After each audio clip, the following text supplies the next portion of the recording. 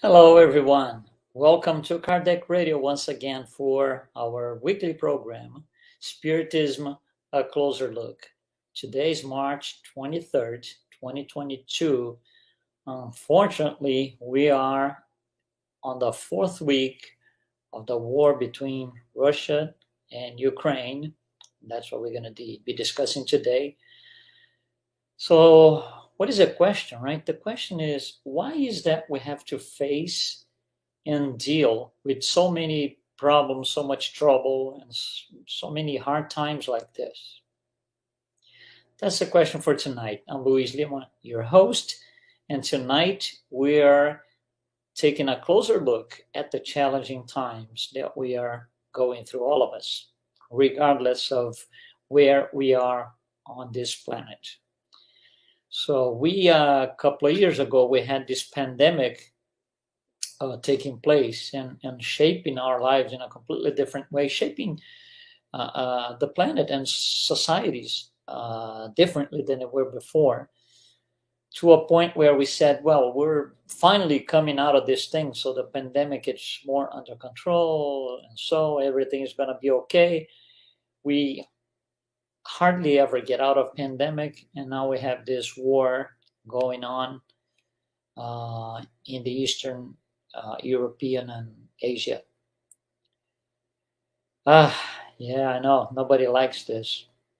So we wanted to bring this subject to the table here for us to take a closer look at.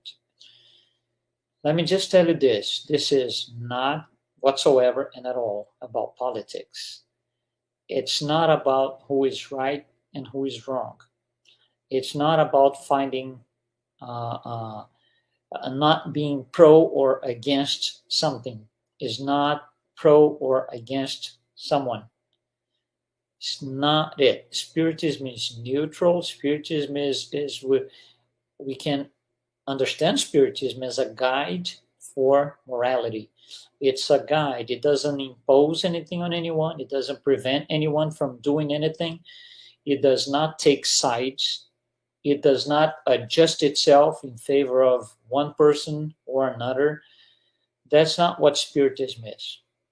It's a guide. It's a lookup model for moral values. That's all it is. So no politics in the sense that we know from the news and regular life, no right or wrong. To begin with, if you're going to define if something or somebody is right or wrong, you need a reference. So you need to look up which law defines what's right and wrong, and that law might be different in one part of the planet and another. So what might be wrong in uh, uh, one society might be completely right for another. So this is not what we are going to look at today. We are going to analyze the current events from the morality point of view, from the spiritist point of view. So like I said, today is March 23rd, 2022, fourth week of the war. Unfortunately, we have come to a point that reminds us of World War I and World War II. And I don't think anybody knows exactly what's going to happen. And that puts some sort of, which is normal, of course, some sort of anxiety and at times even stress on us, any of us, any of the almost 8 billion incarnates here. So we sure have been facing some challenging times, delicate times throughout history. It's not, and because we have had several past lives, we have seen hard times before. We have seen, difficulties before. It's not something new, but we don't want this anymore. So what we're going to be discussing today is a reflection about the ongoing war between Russia and Ukraine. And again, please, please, please, no politics, not taking sides of any kind whatsoever. Spiritism is neutral. So directly or not, we are all of us, no exception, experiencing this event in a certain form. Some people might just hear the news and be, let's say, indifferent because it doesn't really mean anything to them, depending on where they are, who they are. For some people, it's really something threatening and brings images of horror and fear. Something that's not good. For other people, it's even deeper. They go through grief one way or another. By the way, we are all grieving. When we look at the news, when we hear the news, when we read the news, and especially video images and footage that it's out there on the internet, on television, one way or another we are grieving. When we look at those images for, let's just say, 30 seconds, 1 minute, 2 minutes, nobody likes those things. So there's a grief in there. There's a grief in there. And we are dealing with this almost every day.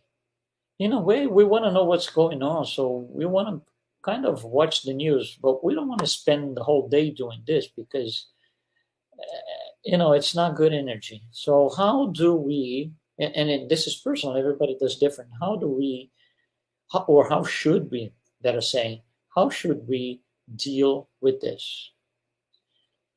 If we go back to Allan Kardec and the first book of the codification, the Spirit's book, Allan Kardec has a small set of questions, 4 questions, 5 actually, where he is going to ask the spirits a few things. And the questions are timeless because war happens all the time. In a larger war per se, with more people involved, or a smaller war, but it's been happening all along. So he places the following question to the spirits: what is the cause that leads humankind to war? So he wants to know black and white, just give me the reason, because the more we know, the better chances we have to turn things around. And the spirits go right in. There's a black and white answer, I said. That's the answer here. The predominance of the animal nature over the spiritual nature, and the satisfaction of their passions. Okay, we need to understand what this means. What is the animal nature? Predominance of animal nature. The animal kingdom comes after the plant kingdom. And for each kingdom that comes along, it receives new attributes. So the greatest attribute received by the animals when the animal kingdom started and the plant kingdom didn't have it is instinct. So instinct is what is going to be the big difference between the plant kingdom and the animal kingdom.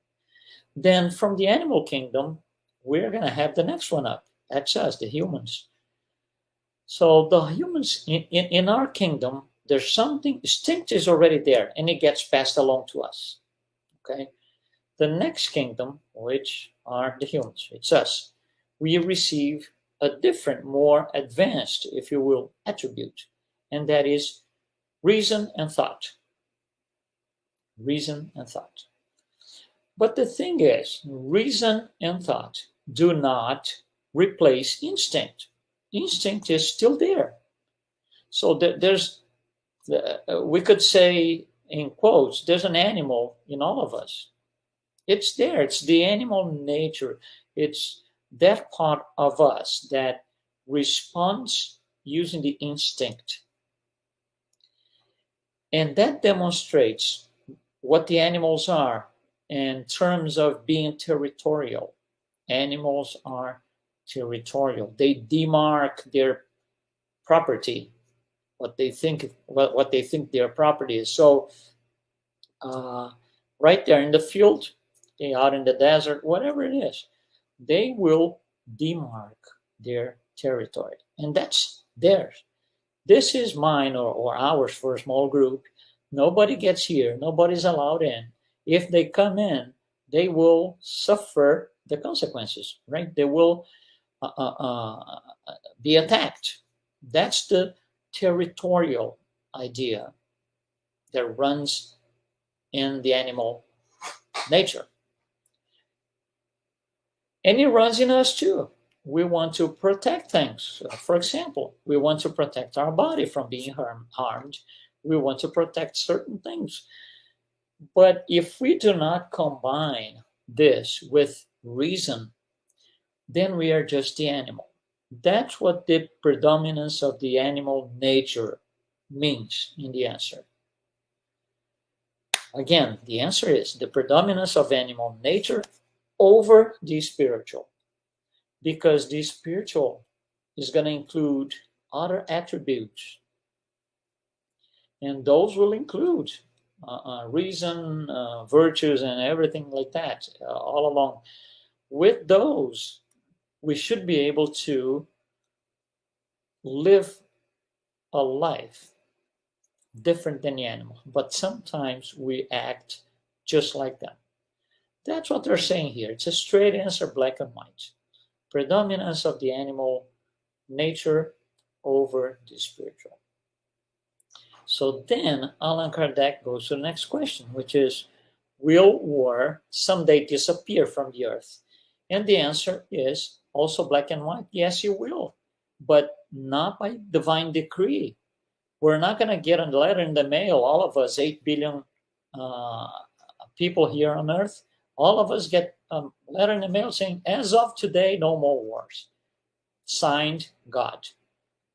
There is no such a thing. There's no divine decree that's going to address that. Not at all. So, Allan Kardec then is going to ask the next thing, which is, well, why is war necessary? What has been the goal of providence in making it necessary? And the answer is freedom and progress. And then Allan Kardec goes like, if he scratches his head like this, he goes, let me ask you something else then. If war is meant to bring freedom, why is that? It has usually had subjugation as its objective and result. So usually when people go to war, they want to dominate somebody else. That's the subjugation. They want to dominate somebody else. So he's asking, why is that? How come that gives us freedom? If it seems like it's exactly the other way around, right? If I go to war to dominate somebody, how does freedom fit the page here? And the answer is temporary, because it's temporary. We don't go into war and stay until the end of times, forever and ever. No, it comes and goes. So temporary subjugation enables cultures to evolve more quickly. How come? It's one of those things. If we subscribe, if we subscribe for each of us who subscribe to the enough is enough, that's what this answer is for. There's going to be a point where you're going to say, oh, no more subjugation, no more dominance. I need to change my way of doing things. I need to change the core of my cultural roots. I need to do something different. Otherwise, I'm going to be dominated and I'm going to be under somebody else's subjugation all along. So that triggers, right? That triggers the ability that we have using thought and reason to get out of this. So it will bring freedom, not directly. Somebody dominates, there's no freedom, of course, but indirectly, if we use thought and reason correctly. And then Allan Kardec goes to the next question. What is to be thought about those who stir up war for their own profit? So you see, now he's talking about, or he's asking about going to war to acquire for personal gain. It's not because I want my people to have this, I want my country to have this, I want my society to have. No, it's all about me. So I'm going to create a war because I'm targeting my own profit. It's a personal thing. The answer is, so what is thought to be about this? That's the question. The answer is, they are truly guilty and will require many lives to expiate all the murders they have caused, for they will have to answer for every individual whose death they caused to satisfy their own ambition. Every individual whose death they caused, they will have to expiate. Where do they expiate? In planets where expiation is something present. Earth is one of them. Trials and expiations, right? Expiations, yeah, the earth is available for that, for those who need to expiate whatever wrongdoings of the past. And expiating means going through the process of repairing the errors. But in not necessarily, let's just pick any situation where you made something wrong. It doesn't have to be anything major. You just did something wrong. Could be a minor thing. And then you tried it again, you did it wrong again. Second time, and third time you did it wrong again. On the fourth time you got it right. It doesn't have to be anything meaningful. So the first 3 times you were expiating until you got past that. So for spirits who have to expiate, it's very likely that they will repeat their wrongdoings, at least on the first trials, until they learn their lesson and they will change their ways of doing things. So it's almost like the spirits are telling us it needs to get worse before it gets better. They're almost saying that in the underlines. It needs to get worse before it gets better. And in general, in our societies, in general, in the planet, there's actually a general consensus that things are getting worse. If you take a microphone and ask out there, that's almost like a consensus, but it's not. It shouldn't be. Because this is our best life ever, whoever we are. This is our best incarnation ever. Everything that we did in the past was worse than what we're doing now. So those questions and those answers, they give us a different perspective in terms of, how do we see this thing? So trials and expiations. Territorial. That's another idea. We are still, all of us, we are still very territorial with our things, our physical properties like a house, car, whatever it is. We are still that way. So these animal instincts, this idea of being territorial, they have to be, we have to wear off those things. And it doesn't happen in one lifetime. It's going to take several lifetimes for us to expiate and little by little get rid of all these things. They are going to have to be, we have to wear off these things. So with this in mind, by the way, good evening, Katya. You're following us here, so good evening. Thank you for following us live. So I want to bring something. Again, I'm going to go back to the beginning. Please, no politics, no right or wrong, no taking sides. This week, I saw a video that was on television. It was created by the Ukrainian government amidst all of the situation, they're going through. And the video is 1 minute and 43 seconds. It's really short. At the end of the video, I had the impression that I was watching that thing for 10 minutes because I lost track of time. And why did I lose track of time? Because it's such a beautiful video. Please, no politics. We are spiritists. The video is an outstanding voice for hope, a tremendous, outstanding voice for faith amidst everything that is happening there.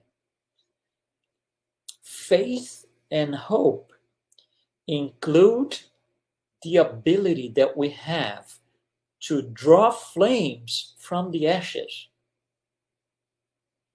When things are like, oh, that's it, I'm going to throw in the towel, there's always hope. There's always hope. And that is what, if we really believe that with hope and faith, we can, because we have that ability, we have to know and learn how to use it. We can draw some flames from the ashes. And when we learn to do this, that's a major outcome. That's what this video is. It's a major outcome for something horrible, something really difficult for all of us to follow and watch the news and so. It shows that we have inner and outer resources. But mostly we have to rely on inner resources to transform the ashes into flames again. Meaning something that we thought it was done and dead, not necessarily. We can revive. We have these inner resources. They are called virtues. Of course, we have outer resources. By the way, technology is one of them. And the same technology that creates beautiful, beautiful medical equipment that saves millions of lives, that same technology, the same chips, the same video screens, the same switches and buttons, they can create war equipment. They can be used for cyber attacks. It's a matter of choice. So this particular video that I'm mentioning here, it is a beautiful video. I invite you to go into Google and search for it. It's an outstanding voice for hope and faith. It's very emotional. The last maybe 10 seconds will be in your mind for quite some time. And for sure, they will be in your heart, because it's that creativity that makes us look the other way. Very much like Jesus said when he said, the story about the other cheek. What is that? You bring hate? I'll show you love. That's the other side of the story. That's the other cheek. You bring hate? I'll show you love. You bring something bad, I'll show you something good. That's what this video is. The bad thing we know, it's out there. It's on the television, it's on the internet, it's on the news everywhere. Printed news everywhere. The video shows the other side. It shows us that faith and hope are not only an option, it's a choice. Doubt is never the answer. Doubt is the problem in itself.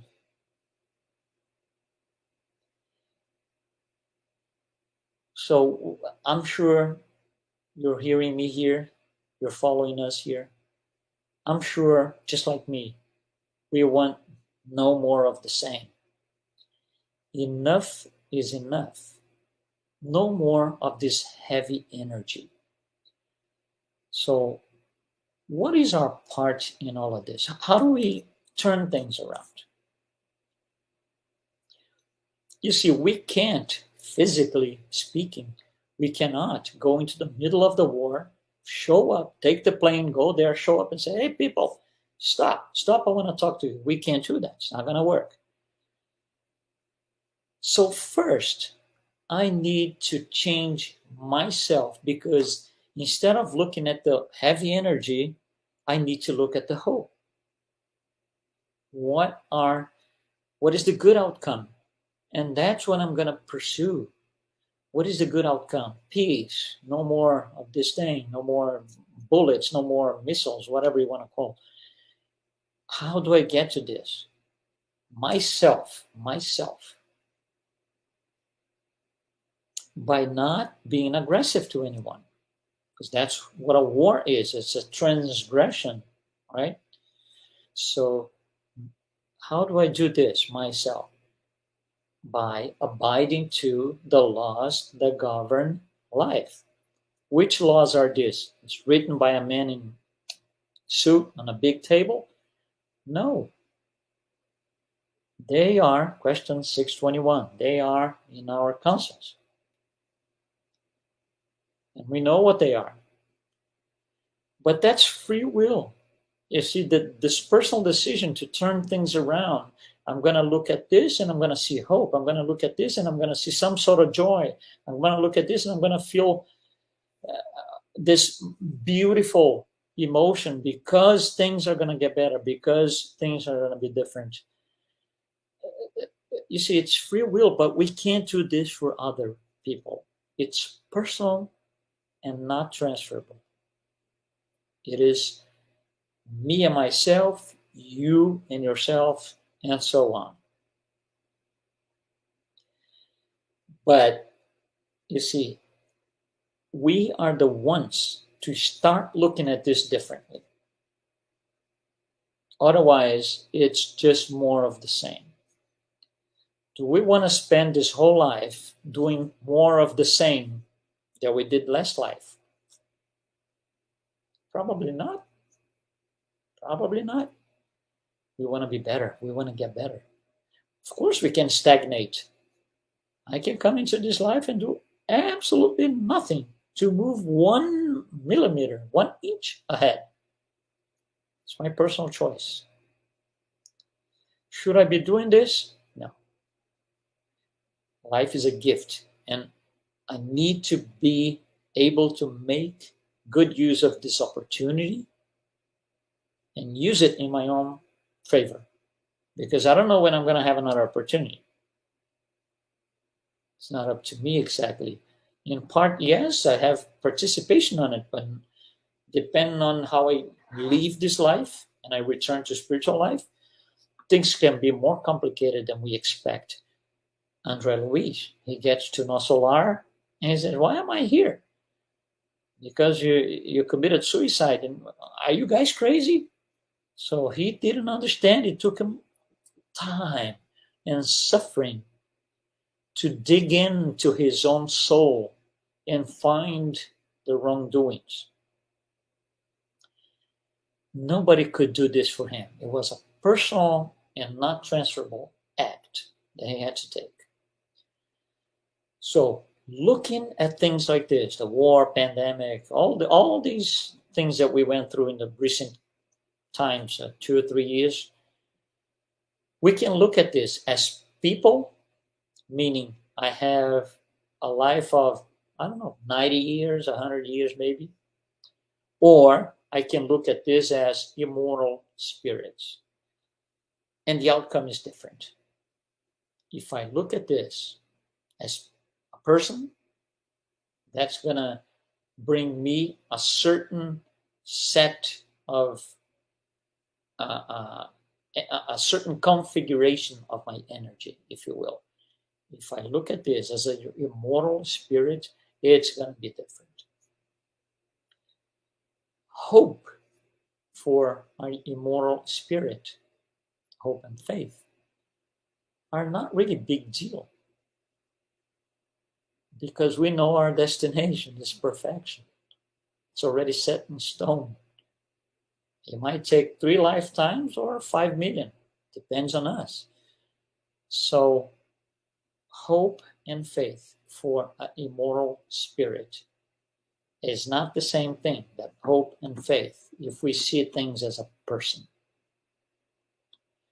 So if we ever go to look at that video by the Ukrainian government, it's 1 minute and 43 seconds.